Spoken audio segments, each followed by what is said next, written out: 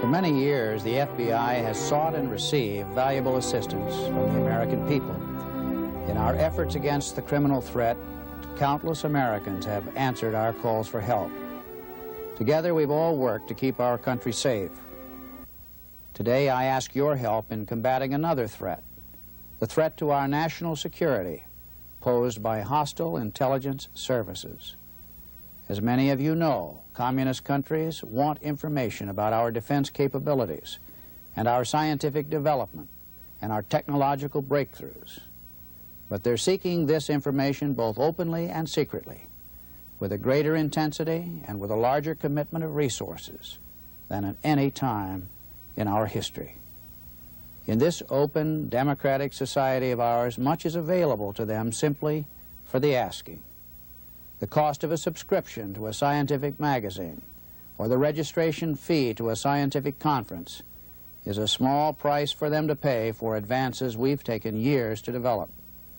Much of this information, though useful to our foes, may be legitimately and legally obtained under our law.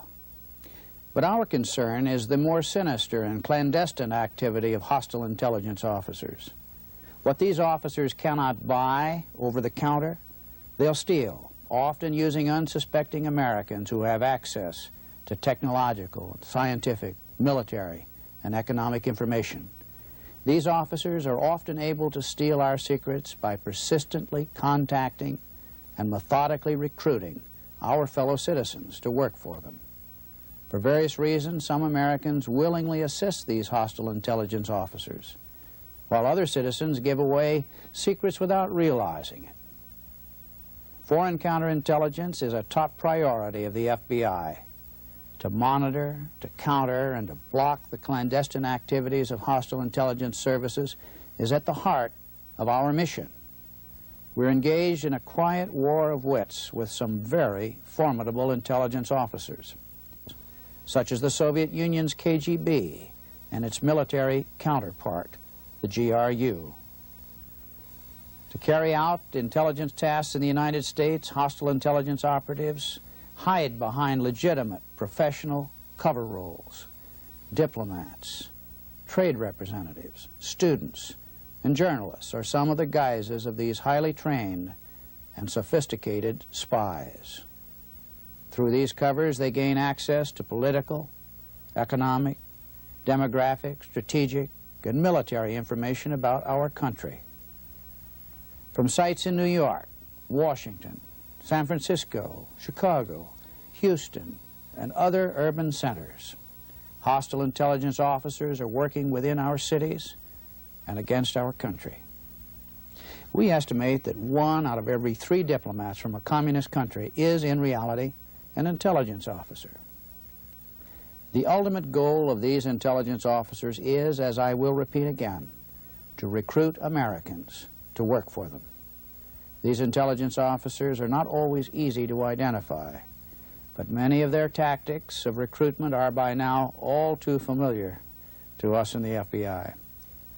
Perhaps most familiar, though, are the seemingly innocent ways they begin their targeting.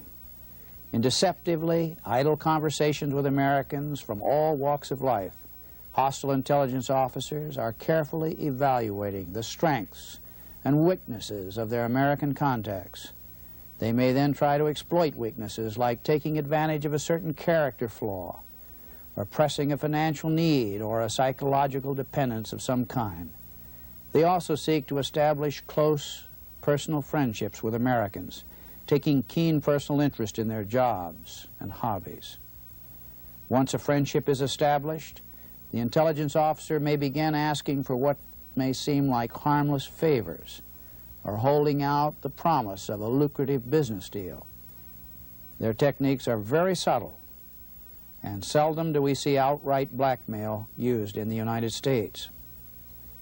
These ploys may appear neither sinister nor illegal, but they're now well recognized by the FBI.